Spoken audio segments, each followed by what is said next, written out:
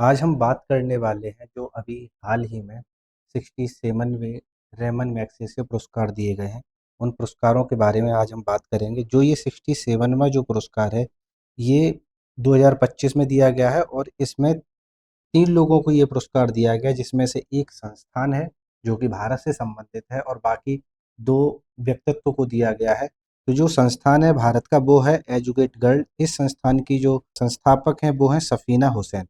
तो एनजीओ जो है एजुकेट गर्ल, एनजीओ जो है एजुकेट गर्ल है, इसे सफीना हुसैन द्वारा स्थापित किया गया था और ये पहला संस्थान है भारत का जिसे रेमन मैग्सेसे पुरस्कार दिया गया है। इससे पहले भी लगभग 55 से ज़्यादा लोगों को पुरस्कार दिया गया है, लेकिन पहली बार ऐसा है जब किसी भारत की संस्थान को रेमन मैग्सेसे पुरस्कार दिया गया है। तो एजुकेट जो गर्ल है, इसके अलावा भी 2 लोग और हैं जिन्हें जो 67वें रेमन पुरस्कार हैं वो दिए गए, जिनमें से पहला नाम है साहिना अली, जो कि मालदीव से संबंधित हैं, और जो तीसरा नाम है वो एक पादरी हैं फिलीपींस के, जिनका नाम है फ्लावियानो एंटोनियो एल विलानुएवा, जो कि फिलीपींस से संबंधित एक पादरी हैं। जैसा मैंने बताया कि इससे पहले भी लगभग 55 से अधिक लोगों को ये जो पुरस्कार है वो दिया जा चुका है। तो हम एक लिस्ट देख लेते हैं जो इम्पोर्टेंट नाम है, या जो जो अभी तक ऐसे पुरस्कार हैं जो दिए गए हैं और उनमें कोई इम्पोर्टेंट नाम है जो एग्ज़ाम के परिप्रेक्ष्य में इम्पोर्टेंट हो सकता है। तो उनमें से पहला नाम आता है विनोबा भावे। याद रहे, जो रेमन मैग्सेसे पुरस्कार है, ये 1957 में स्थापित किया गया था। तो उसके अगले साल ही 1958 में जो रेमन मैग्सेसे जो भारत में मिला, वो मिला है विनोबा भावे को। इन्हें इनके सामुदायिक नेतृत्व के लिए दिया गया।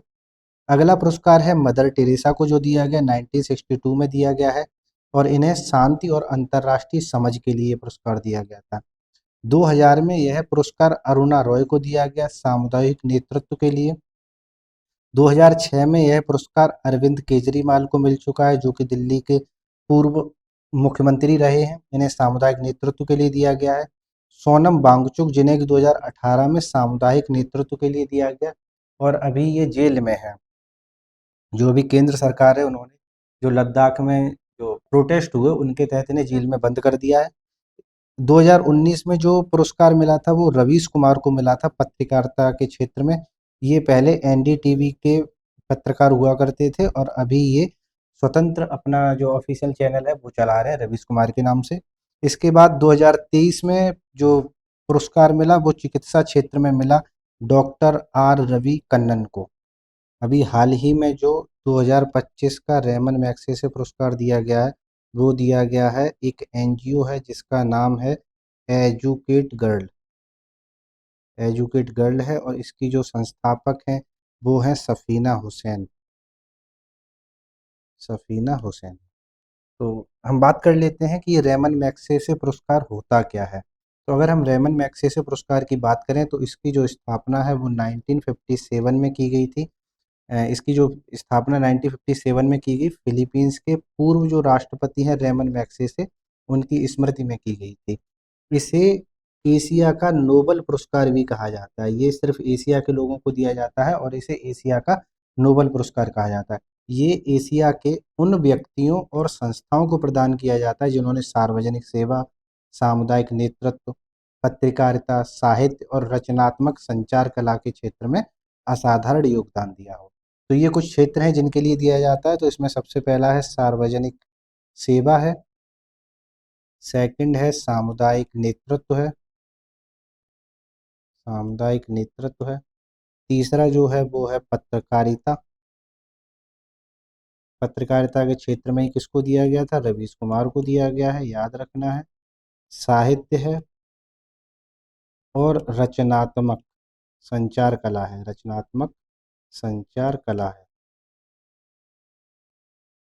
इस क्षेत्र में ये दिया जाता है। ये रेमन मैग्सेसे हैं जो कि फिलीपींस के पूर्व राष्ट्रपति थे।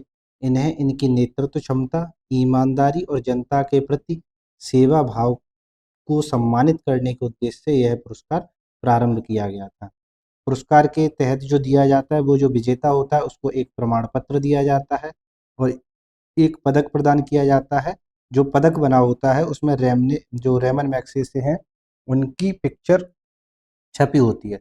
अब हम बात कर लेते हैं इससे पहले जो 2024 में जो रेमन मैग्सेसे पुरस्कार दिए गए थे, जो 66वें रेमन मैग्से पुरस्कार थे, ये 5 लोगों को दिए गए थे, जिसमें से पहला नाम है कर्मा पुंतुसो, जो कि भूटान के हैं, भूटानी विचारक हैं। जो सेकंड है न्यूनेन थी नगोक फुओंग, इनको दिया गया है और ये वियतनाम के हैं। वियतनाम युद्ध के दौरान डॉक्टर के रूप में कार्य करने के लिए इन्हें ये पुरस्कार दिया गया है। तीसरा नाम है फरविजा फरहान, जो कि इंडोनेशिया से है और इन्हें ल्यूजर इकोसिस्टम के विनाश को देखते हुए हाका की स्थापना करने के लिए दिया गया था। चौथा नाम है मियाजाकी हयायो, जो कि जापान से संबंधित हैं। इन्हें स्पिरिटेड अवे जैसी फिल्में निर्देशित करने के लिए दिया गया है। और जो अंतिम 66वां रेमन मैग्से पुरस्कार था, वो ग्रामीण चिकित्सक आंदोलन जो कि थाईलैंड में चला था, उसके जो चिकित्सक थे उसके ग्रुप को दिया गया था। तो आज के लिए इतना ही। धन्यवाद।